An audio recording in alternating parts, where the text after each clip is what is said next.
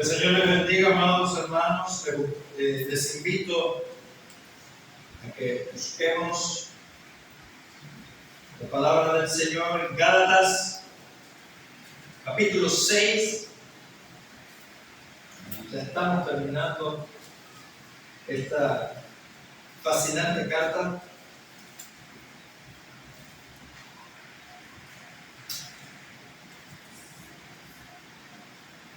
Gálatas, capítulo 6.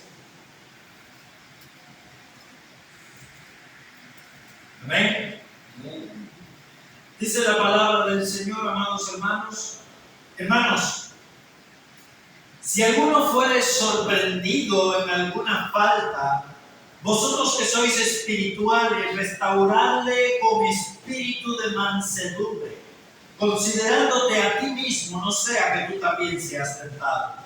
Sobrellevad los unos la carga de los otros y cumplid así la ley de Cristo, porque el que se cree ser algo, no siendo nada, a sí mismo se engaña. Así que cada uno someta a prueba su propia obra, y entonces tendrá motivo de gloriarse solo respecto de sí mismo y no en otro, porque cada uno llevará su propia carga.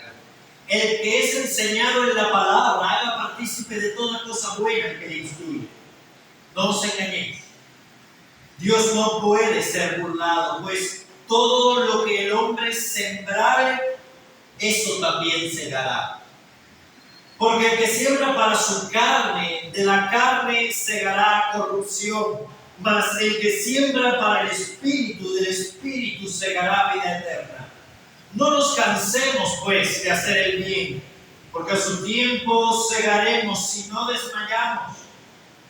Así que, según tengamos oportunidad, hagamos bien a todos, mayormente a los de la familia de la fe. Vamos a ver. Padre Dios Todopoderoso, Dios de la gloria y de toda gracia y favor, gracias te damos, Señor, por traernos hasta aquí. Gracias, Señor, por permitirnos y concedernos el exponer fielmente y el escuchar atentamente tu palabra. Gracias por los hermanos que se han mantenido fieles a lo largo de toda esta serie, Señor. Que sea tu gracia y tu misericordia transformando cada corazón. Y tú instruyas, oh Señor, nuestras vidas. Y nos limpies, oh Dios, cada día más con tu gracia y tu poder, a la gloria de tu nombre, por Cristo Jesús. Amén. Esta es la sección conclusiva de la parte de exhortación de la carta, o de la parte aplicativa de la carta. No es la conclusión de la carta, todavía nos queda el final. Pero sí es la conclusión o es la aplicación final de lo que Pablo ha venido hablando desde el capítulo 5, estas últimas 2 semanas venimos compartiendo. Ya Pablo nos ha demostrado cómo el someternos a los mandamientos de la ley no es otra cosa que esclavitud, y el pretender justificarnos por las obras o el añadirle algo más a Cristo no es otra cosa que desligarnos de Cristo y caer de la gracia. La salvación o la justificación es solo por gracia, solo por Cristo y solo a través de la fe. No es Cristo más nada. Ya vimos cómo Pablo responde a la objeción lógica que plantea: si renunciamos a la ley como medio de justificación, le abrimos la puerta al monstruo del libertinaje, al antinomismo, a la negación absoluta de la ley y a la entrega de las pasiones de la carne. Dice Pablo: de ninguna manera. Hemos sido llamados a ser libres, pero no para usar la libertad como una ocasión para la carne, como una ocasión para satisfacer nuestros deseos, sino para servirnos los unos a los otros en el temor de Dios. Porque toda la ley se resume en un único mandamiento: Amarás a tu prójimo como a ti mismo. Y Pablo nos da el remedio. ¿Qué es lo que estoy diciendo? ¿Cómo evitamos estos dos monstruos? Veíamos en la clase pasada. Anden en el Espíritu. Y de ningún modo satisfarán los deseos de la carne. Si son guiados por el Espíritu, ya no están bajo la ley. Las obras de la carne son manifiestas: son inmundicia, fornicación, adulterio, descontrol. Mas el fruto del Espíritu es amor, gozo, paz, paciencia, benignidad, bondad, fe, mansedumbre, dominio propio. Contra tales cosas, dice Pablo, no hay ley que pueda condenarlos. Si son guiados por el Espíritu, ya no están bajo la ley. Si vivimos por el Espíritu, dice, andemos también por el Espíritu. Y es aquí donde comienza esta sección. Pablo dice, no nos hagamos vanagloriosos, irritándonos unos a otros, envidiándonos unos a otros. El legalismo lo único que produce es una gloria vana. Eso es lo que es vanagloria. Llegar a creernos o llegar a ponernos por encima de los demás. El corazón del legalista se debate entre dos posiciones: o el orgullo más inflado cuando tenemos una victoria espiritual, o la depresión más aplastante cuando somos derrotados. Madre hermano, si nuestro corazón se infla de orgullo y se cree superior a otro creyente en medio de una victoria espiritual, y si caemos en medio de la más profunda depresión cuando somos derrotados, tenemos un corazón legalista. Tenemos un corazón legalista. ¿Cómo tú te sientes cuando estás en tu mejor momento espiritual? ¿Te ves como superior a otros? Pablo dice, no nos hagamos vanagloriosos, irritándonos los unos a los otros, envidiándonos los unos a los otros, causando esas divisiones. Recordemos en el contexto histórico, que siempre es importante, que Pablo llegó a estas ciudades, Antioquía, en Asia Menor, lo que es Turquía, Antioquía de Siria, Iconio, Listra, Derbe, en Hechos capítulo 13 y 14, donde Pablo les predicaba el Evangelio de la gracia y les llamaba a permanecer firmes en esa gracia. Pero cuando Pablo se retira de allí, de esas ciudades, y regresa a Siria, comenzaron a llegar desde Jerusalén algunos judíos influenciados o diciéndose representar a Santiago y a los apóstoles de Jerusalén, y comenzaron a decir a estos gentiles, a estos creyentes no judíos, como sucedió también en Antioquía, que Lucas nos narra en Hechos 15, que Pablo lo menciona en Gálatas capítulo 2, que estos judíos comenzaban a decir que si querían salvarse debían guardar la ley de Moisés. Y generaban tal problema y generaban tal división con esa actitud que estaban desgarrando estas iglesias. Algunos continuaban siguiendo a Pablo, otros empezaban a seguir estos judaizantes buscando un mayor nivel de espiritualidad. Y estas divisiones, dice Pablo, lo único que son obras de la carne, manifiestas son las obras de la carne. Por eso es que ahora Pablo va un paso más allá y luego de haber expuesto cuál es el fruto del Espíritu, aplica ese fruto del Espíritu a la vida interna de la iglesia. Pablo no deja hueco a la creatividad. Aplica directamente el fruto del Espíritu a la vida interna de la iglesia. Hermanos, si vivimos por el Espíritu, si por el Espíritu hemos nacido de nuevo, debemos andar también por el Espíritu. El Espíritu debe ser el motor que dirija nuestra vida. Por tanto, no nos hagamos vanagloriosos, irritándonos, envidiándonos, porque eso es el fruto de la carne. Eso es la obra de la carne. Al contrario, apliquen a la vida de la iglesia. Pablo está aplicando la cura a los problemas internos que estas iglesias estaban enfrentando. Apliquen a la vida de la iglesia el fruto del Espíritu. ¿Cómo, Pablo? Hermano,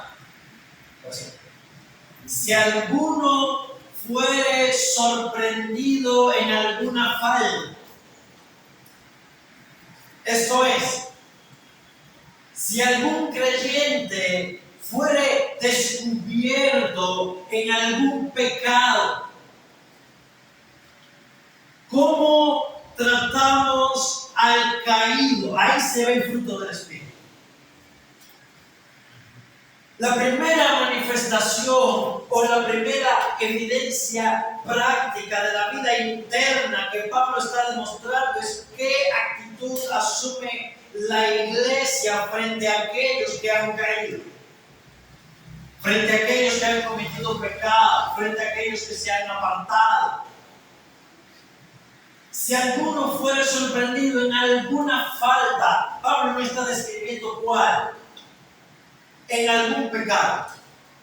Si las obras de la carne se han manifestado en alguno y han llegado a practicar tales cosas o han llegado a caer en esas cosas, ¿qué actitud debe tomar una iglesia guiada por el Espíritu?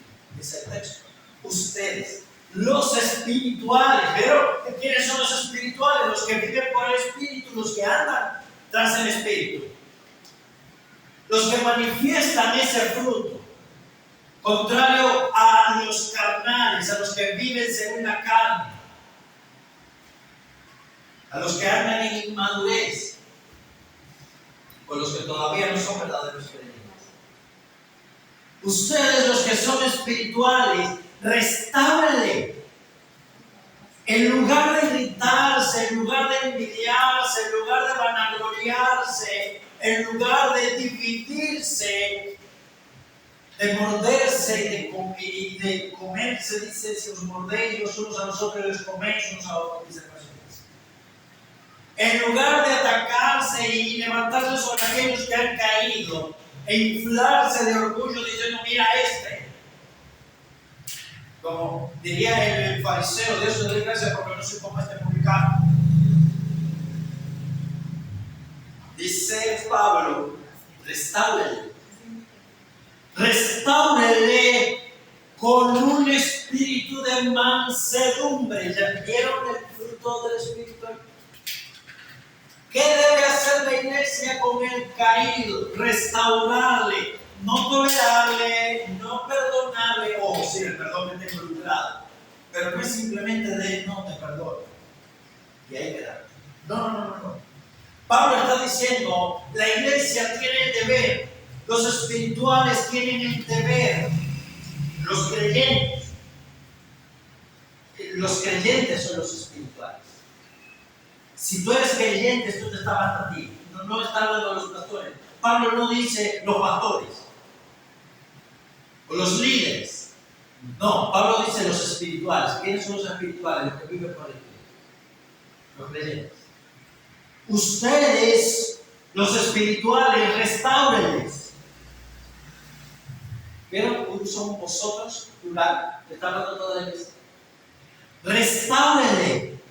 Trabajen activamente porque ese creyente sea renovado, sea recibido nuevamente. Santiago dice en su última carta, hermano, si alguno se hubiese apartado de la verdad y otro le hiciera volver del error de su camino, sepa que el que haga volver a un pecador del error de su camino salvará de la muerte un alma y cubrirá multitud de pecados. Eso es el amor. Santiago y Pablo están en la misma línea. Santiago y Pablo están en la misma comunión. Restáurenle, trabajen activamente por reparar. La palabra que se utiliza ahí para restaurar es la que la Biblia mayormente usa para remendar redes, para coser algo que estaba roto. Eso es restaurar. Ese es el deber que la iglesia tiene con otros hermanos que han caído. No dejarlos como están. Ir, acercarse, orar con ellos, trabajar con ellos. Que no quede de parte de la iglesia. Si no quieren volver es otra cosa.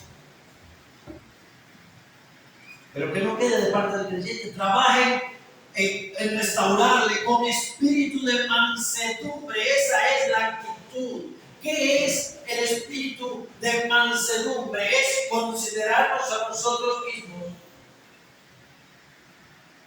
y tener nuestro poder bajo control.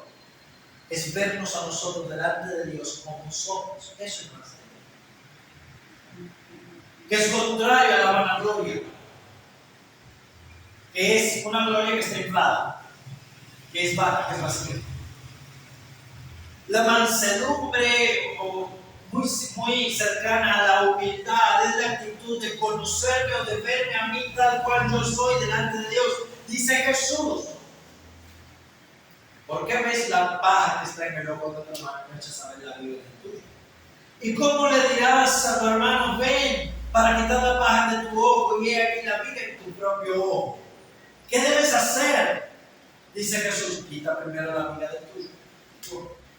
Y después, algunos utilizan ese versículo, hermano, para decir: a mí nadie me puede juzgar. O mejor, yo no juzgo a nadie, porque al fin y al cabo yo también tengo una vida. No. Jesús dice: quita primero la viga de tu ojo.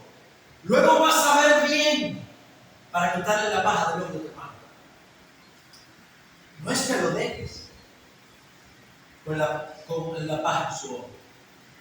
No.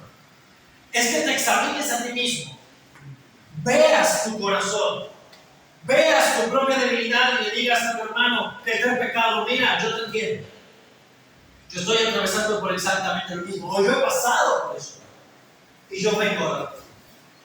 Esa es la actitud con un espíritu de mansedumbre. No lo dejes caído, tampoco vengas a aplastarlo, tampoco le aplaudas su pecado. Ninguna de las tres cosas.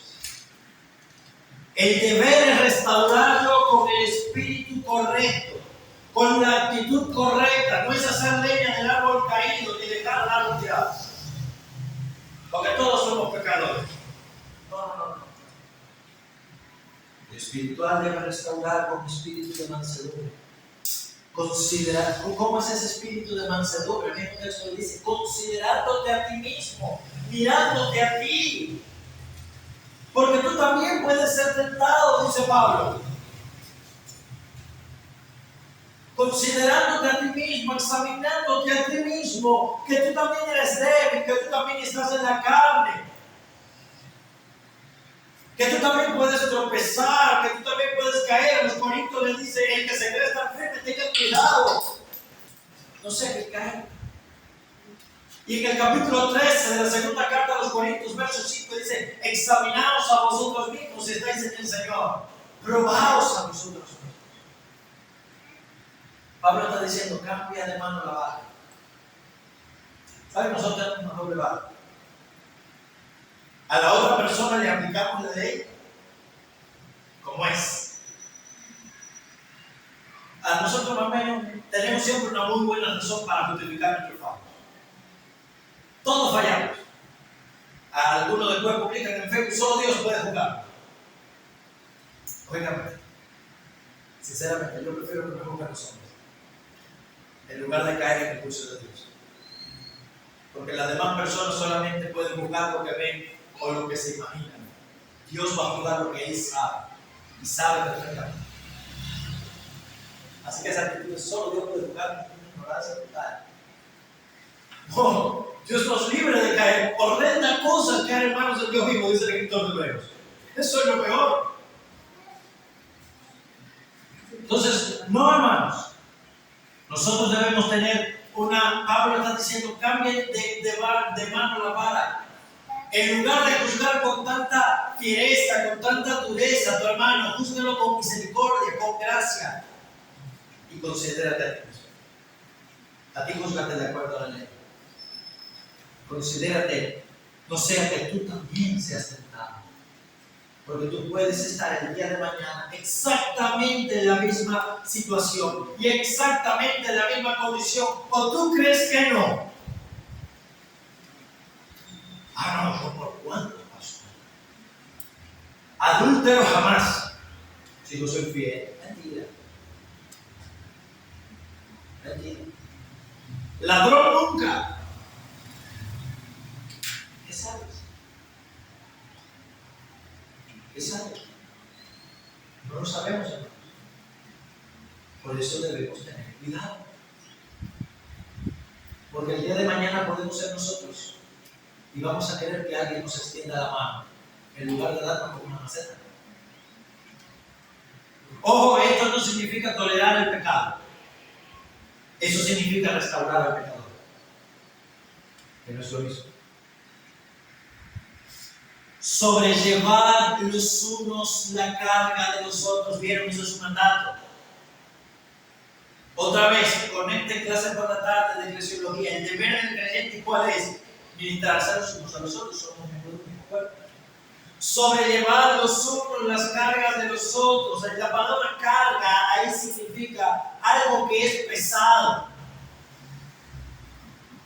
Sobrelleven, carguen juntos. Los unos ayuden a los otros a llevar su carga. Sosteneos los unos a los otros. Ayúdense mutuamente. Una mano no puede ver a la otra llevar un peso duro y estar ella tranquila. Tiene que ayudarlo. Nosotros llevamos la cosa con los dos brazos y la cosa está pesada. O sobre los hombros. Si sostenemos un peso grande con un solo dedo, se nos va a partir el dedo. Debemos agarrarlo con la mano. Más vale dos que uno. Sobrellevar los unos la carga de los otros. Esto implica dos cosas, amados hermanos. Uno, tú no tienes que llevar tu carga solo. No tienes que llevar tu carga solo. Déjate ayudar. Acércate a alguien de confianza, a alguien maduro. Confiesa de tus cargas y que te ayudes a llevarlo. Dos, tu hermano no tiene que llevar su carga solo. Ayúdale a cargar. Sobrelleve los unos la carga de los otros. ¿Y qué van a hacer? Cumplirán así la ley de Cristo. ¿Cuál es la ley de Cristo? Amarás a tu prójimo como a ti mismo. Ese fue el mandamiento que nos dejó el Señor. Ese es el resumen de la segunda tabla de la ley. Y de toda la ley, dice Pablo. Amarás a tu prójimo como a ti mismo. El amor lleva a no hacer mal al prójimo, sino que el amor lleva a sostener las cargas de nuestro hermano. A tener una actitud de unidad y de hermandad. Eso no es una opción para el cristiano. Eso es un deber, fíjense en el texto, es un mandato, sobrellevar los unos las cargas de los otros y cumpliréis así la ley de Cristo, porque el que se cree ser algo, no siendo nada, se está engañando a sí mismo. Aquí nadie es Superman para llevar su carga solo. Aquí nadie es un cristiano por cuenta propia para no llevar la carga de su hermano. Nadie está exento de caer aplastado por el peso de sus propias luchas, de sus propios pecados. Ni yo como pastor, ni ninguno de los miembros. Entonces, hermanos, si queremos crecer, debemos sobrellevar los unos la carga de nosotros. Porque quien se cree ser algo, yo no lo soy.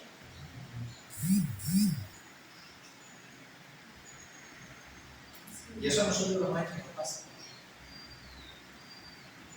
El que se cree ser algo, no siendo nada, así mismo se engaña. Debemos pedirle mucho perdón al Señor. Porque no estamos dependiendo de Él. Y no estamos dependiendo de su iglesia. Por eso es que el pecado tan fácil nos envuelve y tan fácil nos aplasta. Porque creemos que podemos enfrentarlo solo en nuestras propias fuerzas. Y dice Pablo, te estás engañando a ti mismo. Eso es un autoengaño.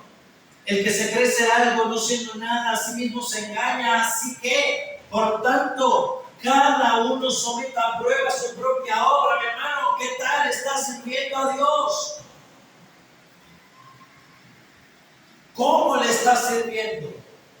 Examina tu trabajo, el tuyo. Pero que hay una diferencia que dice. Pablo no está diciendo, mira cómo va trabajando tú. No. Al otro, restáuralo con espíritu de mansedumbre y lleva sus cargas. Tu propia obra, examínala. A ver si estás trabajando para el Señor. A ver cómo estás trabajando para el Señor. ¿Con qué actitud? Amada hermana, déjame hacerte una pregunta. Y hermano, ¿con qué actitud tú le sirves a tu familia? Porque aquí lo hemos insistido 1.000.000 de veces. Estamos sirviendo a Dios. ¿Con qué actitud tú le sirves a tu familia? Molesto, cansado. ¿No le estás sirviendo? ¿O le estás sirviendo con gozo? ¿Con qué actitud? Mi hermano, ¿con qué actitud estás trabajando con los que tienen un trabajo fuera de la casa? ¿Con qué actitud estás enseñándole a tus hijos si es que lo estás haciendo? ¿Con qué actitud te levantas los domingos por la mañana para venir a la iglesia? Con la actitud de, otro día más. ¿Con qué actitud te sientas a escuchar la palabra? Con la actitud de, ¿cuándo se va a callar este hombre? O con la actitud de, Señor, yo necesito escuchar tu palabra. Abre mi corazón, quita las distracciones de tu mente.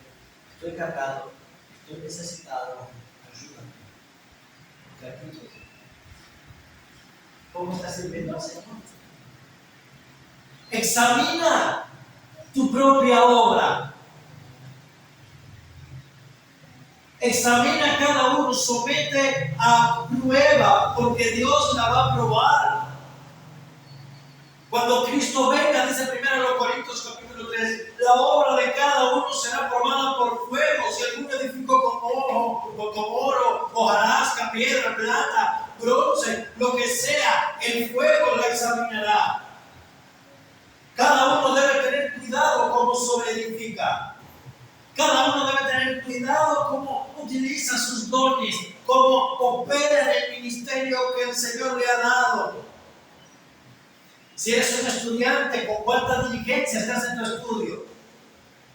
A los estudiantes, no sean mediocres. Vietnam un 60, uy, aprobé, genial. No. Si tu único trabajo es estudiar, estudia con gozo, aprende con gozo, porque estás sirviendo al Señor. No te estudias tu cosa. Que muchos van a decir, mira, se la nota de cristiano. Solo que saca, eso es lo que están aprendiendo. Muchos dicen, no tengo un ensayo en la iglesia, no voy a estudiar. Y después que saque lo que saque, vienen y desaprueban, vienen como un 60. Perdón, ¿qué Dios la valora? ¿O qué es lo que valora Dios? Que tú vengas a un ensayo, porque tu diseño no, tú piensas que el estudio no es servir a Dios. Y los ensayos sí. Administra bien tu tiempo, o deja una de las dos cosas.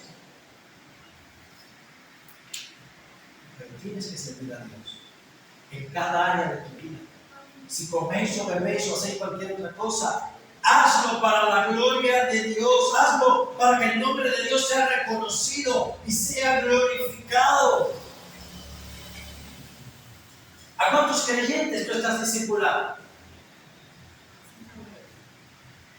Hermanas, ¿cuánto están enseñando a sus hijas y a sus hijos a temer a Dios y a guardar sus mandamientos? ¿Cuánto tus hijos pueden decir que conocen a Dios a través de verte a ti? Padres y madres. ¿Cuántos creyentes pueden darle gracias a Dios por la exhortación, el ánimo, por la ayuda, por el servicio que tú le has brindado? ¿Cuánto le estás sirviendo a Dios? examina tu propia obra. Examina tu propia obra y vas a tener un motivo para gloriarte. Vas a tener un motivo para sentirte orgulloso con respecto de ti mismo. Vas a tener un motivo para decir, Señor, gracias porque te he servido. Señor, gracias porque te he glorificado. Señor, gracias porque mira a tu pueblo, cómo me has usado para bendecir a tu pueblo, a pesar de que yo no sea nada. Esta obra es tuya, Señor. He aquí tú me diste 5 talentos y yo he obtenido otros 5 más. Y el Señor dirá, bien, pues siervo fiel, en lo poco has sido fiel, en lo mucho te pondré, entra en el gozo de tu Señor. Mateo capítulo 25.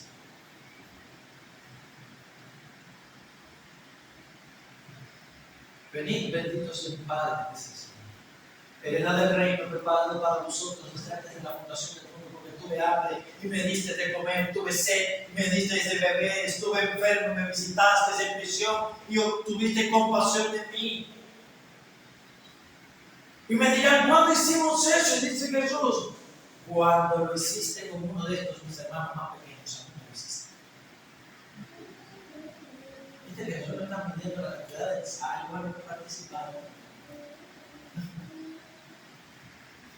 Él está midiendo qué hiciste con los dones que Dios te dio, qué hiciste en el tiempo que estuviste aquí en la tierra, cuánta misericordia obraste,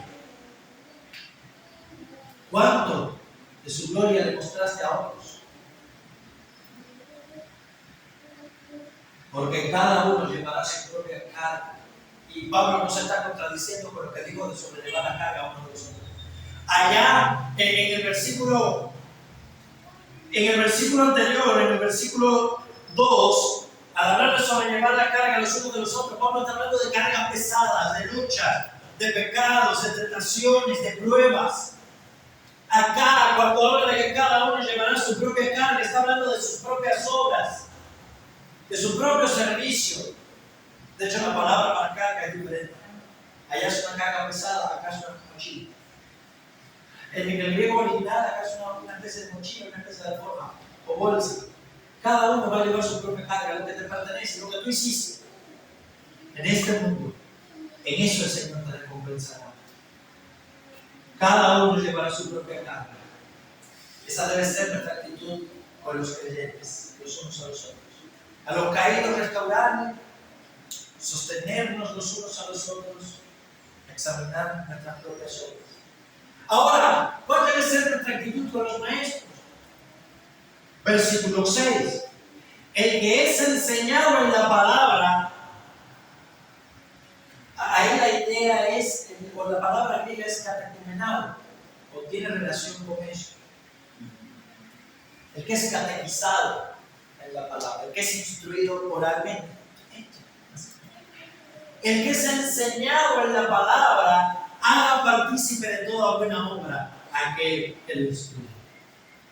¿Cuál es el deber con nuestros pastores, con nuestros líderes, con los que nos instruyen en la palabra, con los que nos han discipulado? No tiene que ser necesariamente el pastor. Hacerlo partícipe de toda buena obra.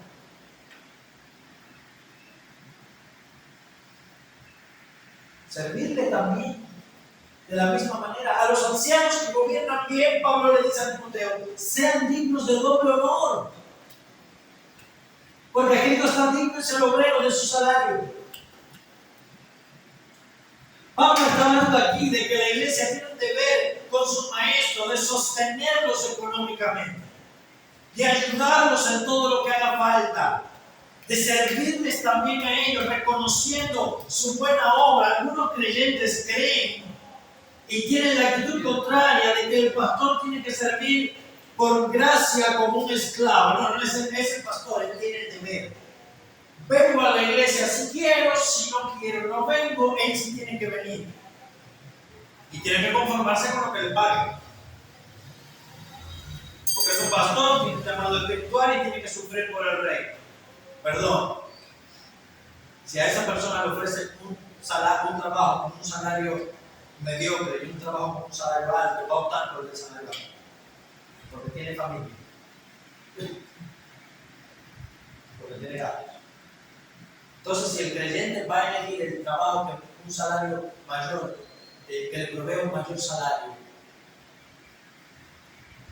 asume que el pastor tiene que vivir con una miseria y sostener a su familia con una miseria.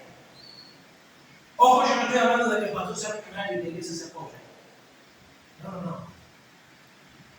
Estoy hablando de que el pastor reciba una miseria de salario y tenga que trabajar por fuera para sostener a su familia. Eso lo vimos el domingo pasado.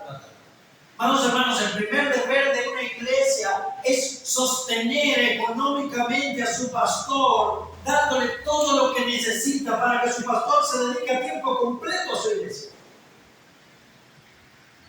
No es para que el pastor se vaya de vacaciones a Cancún. La iglesia le dice, mira, te vamos a pagar para que no tengas que trabajar más, pero tú vienes, nos visitas, nos instruyes, nos enseñas, nos capacitas, te preparas bien. Porque a algunos pastores se le exige preparación, se le exige visitación, se ponen bravos cuando el pastor no va al velorio, no va al nacimiento, no va al no sé qué, pero el pastor no fue porque tiene que estar trabajando, porque no tiene dinero. Y eso es una carga, eso desmotiva. Amados hermanos, el que es instruido en la palabra haga partícipe de toda cosa buena. Alguien lo instruye. Ayuda a decirla. A los falsos maestros, Pablo les dice en la carta a los Gálatas, a esos no los escuchen, deséchenlos. Pero al buen maestro, entonces, al contrario, reconózcanlo. Sírvanle porque no come espíritu. También tiene necesidades. Si tiene una familia que también tiene necesidades. Y eso es un gozo y es un servicio para la iglesia. De la misma manera, el deber para con sus pastores, un pastor que sabe o que recibe esa gratitud de la iglesia, es un pastor que se motiva a servir más y mejor. Más y mejor. Eso es importante. Eso es una muestra de unidad, de reconocimiento, obediencia y ayuda. Toda cosa buena. Pablo no simplemente se está refiriendo al dinero, aunque sí. Pablo dice toda cosa buena. Toda cosa buena, definitivamente. Toda la cosa que de corazón, de generosidad, de gratitud tenga el creyente para comprender e instruye. Ese es el deber. Y ahora Pablo aplica o va en un tercer lugar a un llamado a perseverar en esta actitud. Pablo no está diciendo que nuestro deber para restaurar, para ayudar, para sostener los unos a los otros es cosa de un momento o es cosa de un impulso. Eso lo puede hacer la carne. No, Pablo está diciendo lo espiritual, y piensa que todavía continúa contrastando la carne con el espíritu. Lo espiritual tiene una característica añadida, persevera. Lo espiritual tiene una característica añadida, soporta, es paciente.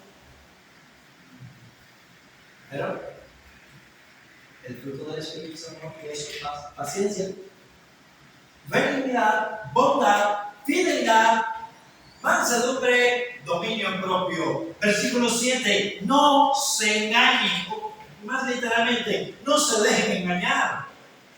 De Dios nadie se burla. Esa es una de las declaraciones más impactantes que tiene la Escritura. De Dios nadie se burla. Esos falsos maestros que ahora se creen los más espirituales, dice Pablo, y se creen impunes. Y esa persona que viven en sus pecados y se pinta que no pasa nada, que todo me va bien. El escritor está diciendo, ten muchísimo cuidado, porque de Dios nadie se burla. No nos podemos burlar de Dios. Nuestra vida está en sus manos. Y Dios es paciente. terminar. Vayamos donde vayamos, Salmo 139, ¿dónde iré de tu espíritu? ¿A dónde iré de tu presencia? Vayamos donde vayamos y hagamos lo que hagamos, vamos a rendir cuentas un día delante de Dios y Dios nos va a juzgar por su palabra. Hay algunos que dicen, la verdadera religión es el amor. Elige al Dios que tú quieras y sírvale sinceramente. No, solamente a Dios. Y ese Dios es un Dios santo, soberano y todopoderoso. Él es el creador. Y a ese Dios se le sirve como ese Dios mandó a ser servido. Amado hermano, amada hermana joven, no trates de domesticar a Dios. Dios no es un papacito así, como un abuelito con un corazón hipersensible. Hay algunos, sobre todo músicos modernos, que han hipersensibilizado a Dios. Como si fuera, no sé. Dios es un rey. Y Él es un rey soberano del que nadie se puede burlar, a quien nadie le puede ver la cara. Porque Él sabe lo que hay en tu corazón y en el mío. No se dejen engañar. De Dios nadie se burla, porque todo lo que el hombre sembrare, eso también segará, dice Pablo. Hay una ley universal en la Escritura. Todo el mundo siembra lo que cosecha. Cosecha lo que siembra. Todos cosechan lo que siembran. Amado hermano, no es el castigo de Dios, es la cosecha de tus actos. Eso fue lo que sembraste. El que siembra vientos cosechará tempestades, dice Proverbios. Quizás no en esta vida,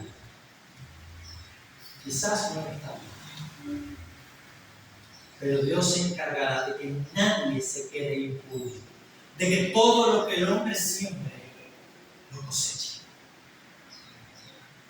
El que siembra para la carne, sigue diciendo Pablo, el que vive toda su vida para sí mismo y por sí mismo, sirviéndose a sí mismo, diciendo como dice Babilonia, yo y nadie más que yo. El que sirve el que vive, el que siembra para su carne, solo va a cosechar eso. De la carne cosechará corrupción. El que liga su carrera por el simple hecho de hacerse millonario, sin tomar en cuenta los espíritus. El que se cambia de ciudad sin tomar en cuenta si hay una iglesia de Dios allá. Eso no está aquí. Solamente pensando en las cosas temporales. El que se abstiene de tener hijos o familia solamente pensando en sí mismo. El que solamente viene a la iglesia esperando recibir, solamente pensando en sí mismo. El que siembra para la carne. El que siembra para la carne no es el inmoral, hermanos, no simplemente. El que siembra para la carne es el que vive para sí mismo, para servirse a sí mismo, para glorificarse a sí mismo. El que cree que todos los demás deben estar puestos para él. El que se molesta si nadie más le presta atención o valora lo gran cristiano que es. El que se vanagloria cuando ve al creído, el que envidia cuando ve a otro levantarse o ser usado por Dios. El que se queda en casa para no venir a la iglesia porque le da. El que siembra para la carne.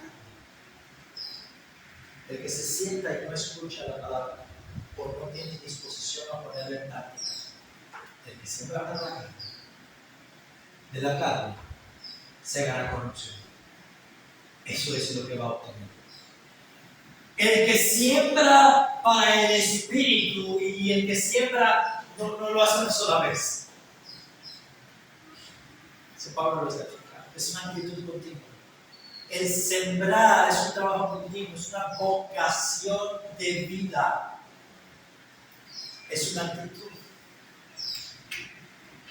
El que siembra para el Espíritu, el que procura cultivar lo espiritual en su vida, el que se levanta una hora antes para orar la Biblia y tener comunión con Dios, orar y leer la Biblia y tener comunión con Dios, sacrificando una hora de sueño, 30 minutos de sueño. El que separa tiempo para tener comunión con su familia, para tener tiempo de oración con su familia. El que se sacrifica por lo espiritual. El que deja de pensar en sí mismo un momento para ir a llamar por teléfono al hermano que no vino, para ir a preguntarle al hermano qué fue lo que pasó, para ir a predicarle el evangelio al hermano, para ir a llamar a su pastor a saber cómo está. El que siembra para el Espíritu segará vida eterna. Corrupción eterna y vida eterna. Eso depende enteramente, amado hermano, de cómo estemos sembrando o de aquello que estemos sembrando. ¿Qué estás sembrando?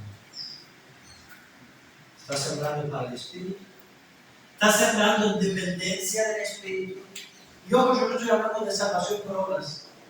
El que siembra para el Espíritu es porque lo tiene, y el que tiene el Espíritu es porque ha creído en Cristo como Señor y Salvador. Pero lo que siembras demuestra dónde estás. El que tiene el Espíritu siembra para el Espíritu. El que siembra para el Espíritu, del Espíritu segará vida eterna. No nos cansemos pues de hacer el bien, dice Pablo. ¿Por qué Pablo dice esto, hermanos? Porque hacer el bien cansa, ¿sí o no? Cansa no ver que los demás respondan a tu buena acción. Cansa no ver que nadie te agradezca. Cansa cuando te devuelven mal por bien. Cansa cuando te ven la cara de tonto y se aprovechan de ti. Cuando tú has servido bien. Cansa no ver resultados. Cansa prepararse semana tras semana y no ver recuerdo. Cansa. Cansa. Hacer el bien cansa. Porque hacer el mal es natural, es parte de nosotros. Hacer el mal, servir a la carne es agradable. ¿A quién no le gusta servir a sí mismo? Y ser un rey. Tomar la actitud de siervo contra nuestra naturaleza. Pero dice Pablo, no te canses. No te canses. Anda por el Espíritu, mi hermano y mi hermana. Vive por el Espíritu, sigue al Espíritu, disciplina tu corazón, depende de Cristo, anda y sirve al Señor, no te canses de hacer el bien a pesar de todo, porque a su tiempo, cuando Cristo venga, vas a obtener la recompensa. No desmayes por el camino. Si desmayas, no habrá recompensa. A su tiempo vas a cegar. Las recompensas que ahora en este tiempo podamos obtener, amado hermano, amada hermana, son una gracia de Dios, pero no es la recompensa final. La recompensa final nos la dará Cristo, en dependencia de lo fieles que somos, en dependencia de lo que le hayamos servido, en dependencia de lo que hayamos perseverado en la gracia, dependiendo del Espíritu Santo. Esto es una carrera de resistencia, no de velocidad. A su tiempo segaremos, no desmayamos. De manera que según tengas oportunidad, de manera que según se abra la oportunidad, la palabra es una palabra griega maravillosa que yo amo, me encanta, es la palabra kairos. De manera que según haya una circunstancia, haya una ventana, haya una opción, haya un momento, eso es lo que Eclesiastés dice, hay un tiempo para todo y todo tiene su hora. Hay oportunidades que Dios nos pone a nuestro alcance, hay momentos, hay circunstancias en que Dios nos coloca en una posición para servir a otros. Según tengas la oportunidad, amado hermano, no cierres tu corazón para hacer el bien, para servir. Según tengas la oportunidad, sirve a todos. Sirve a todos. Entrégate a todos. No fijes tus ojos en ti mismo. Abandona el amor propio. Deja eso. O corrige. Porque eso es una obra de la carne. Sirve a todos. Mayormente. Primeramente. Fundamentalmente. A los de la familia de la fe. A los de la familia de la fe. A tus hermanos. Según tengas oportunidad, pero déjame darte un consejo más. Y ya termino. No esperes a que llegue la oportunidad para prepararte. Pablo está diciendo, van a venir oportunidades en tu vida y tú tienes el deber de aprovecharlas para hacerle bien a todas las personas, fundamentalmente a los de la familia de la fe. Pero déjame decirte, para poder identificar la oportunidad de servir y para poder aprovechar cada oportunidad para servir a otros, tienes que prepararte todos los días, preparando tu corazón, orándole a Dios que te dé la oportunidad. Orándole a Dios que te abra esa ventana para servir. No esperes a que venga la oportunidad para preocuparte por preparar tu corazón. No esperes a que venga la oportunidad para preocuparte por tener una actitud correcta, por tener el carácter correcto, porque la oportunidad se puede cerrar y tú no verla. Disciplínate hoy. Disciplínate hoy para que Dios te dé ojos espirituales, oídos espirituales, para que Dios te dé un corazón para identificar cada oportunidad de servicio y el valor y el poder y la capacidad para servir a otros en amor. Porque para eso Cristo nos hizo iglesia. El Señor te bendiga, hermano.